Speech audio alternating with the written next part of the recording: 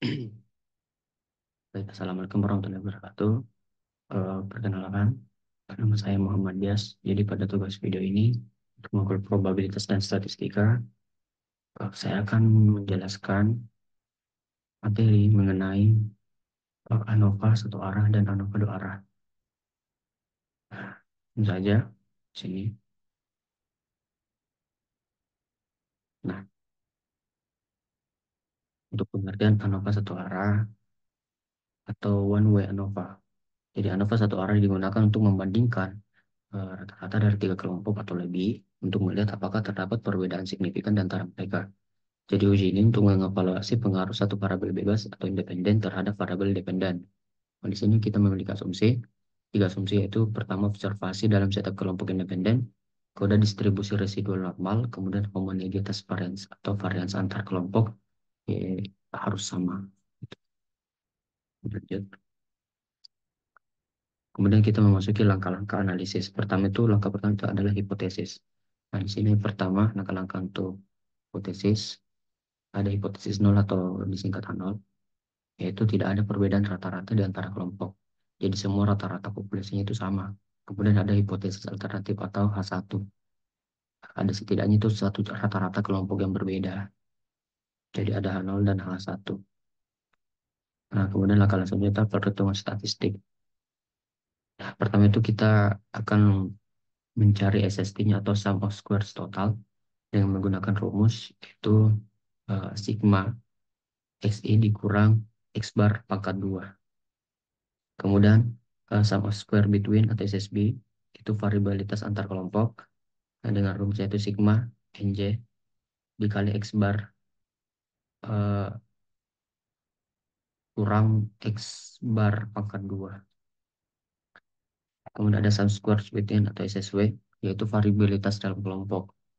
Ada rumusnya itu seperti di dalam misalkan tampilkan ini yaitu sigma X IJ dikurang X bar J pangkat 2.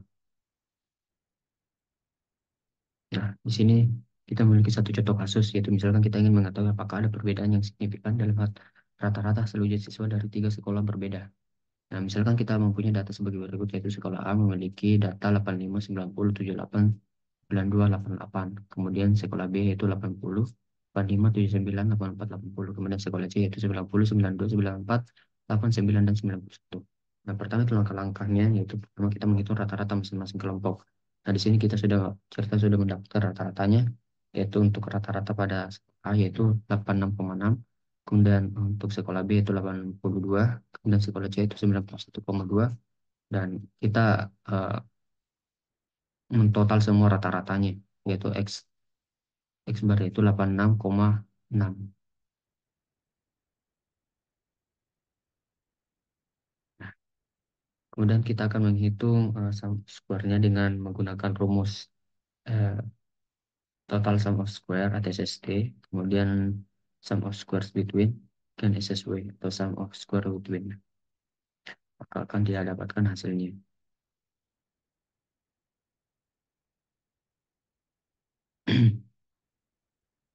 Oke, lanjut. Kita memasuki materi ANOVA dua arah, yaitu two-way ANOVA. Nah, di sini ANOVA dua arah itu digunakan untuk menguji pengaruh dua variabel bebas, faktor terhadap variabel dependen, termasuk interaksi antar kedua variabel tersebut, bebas tersebut. Nah, di sini juga memiliki asumsi tiga asumsi itu observasi dalam satu kelompok independen, kedua distribusi residual normal, dan homogeneous variance. Nah, kita memasuki tahap langkah-langkah itu langkah hipotesis. Di sini hipotesis nol atau nol untuk setiap faktor dan interaksi. Misalnya untuk faktor A dan faktor B dan faktor interaksi A kali B.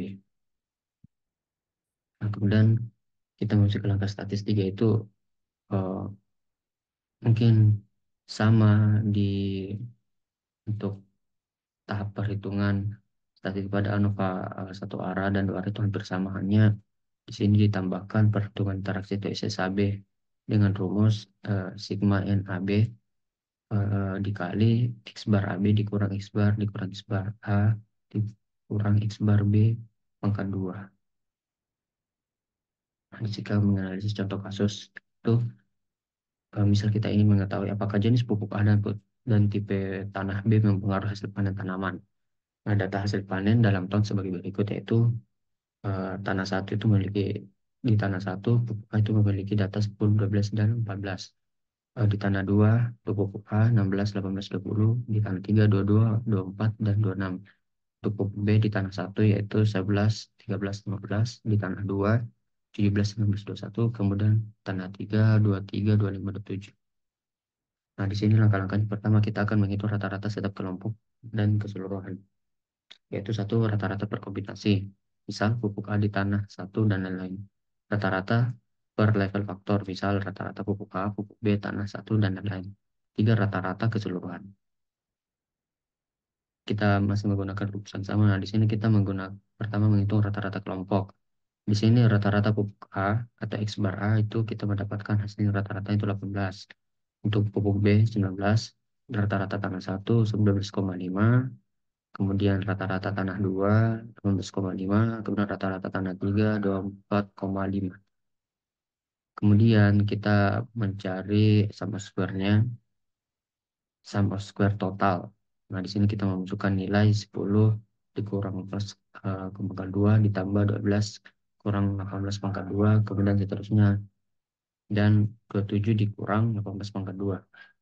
Maka akan dihasilkan, eh, didapatkan hasilnya itu, ya dijumlah dulu lah baru di total semua. Kira-kira hasilnya 524.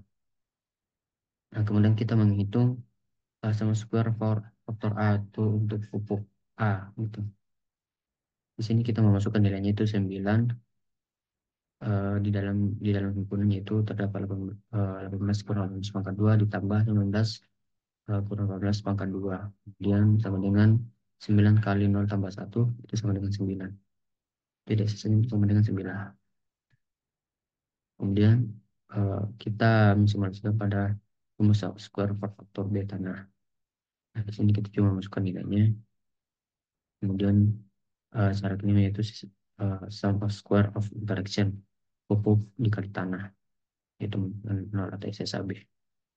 Nah, di sini kita merekap nilai hasilnya, yaitu sum of square total yaitu 528, ya sorry tadi 528 hasilnya. Kemudian sum of square faktor total 9, kemudian sum of square of faktor B itu 436,5, di sini terpotong tadi. Kemudian sum square faktor itu SSAB itu sama dengan 0, kemudian sum square itu yang atas SW itu sama dengan 82,5. Nah, kesimpulan dari materi ANOVA ini, ANOVA satu arah dan dua arah itu dengan melakukan analisis varians ANOVA satu arah dan dua arah, itu kita dapat menentukan apakah ada pengaruh signifikan dari satu atau lebih faktor terhadap variabel dependen. Tabel ANOVA itu juga membantu merinci sumber variabilitas, membandingkan mean square, dan menentukan signifikasi LF, statistik, dan p-value. Nah, itu saja mungkin materi yang bisa saya bawakan dari materi ANOVA satu arah dan dua arah. Lebih kurang dilakukan. Wassalamualaikum warahmatullahi wabarakatuh.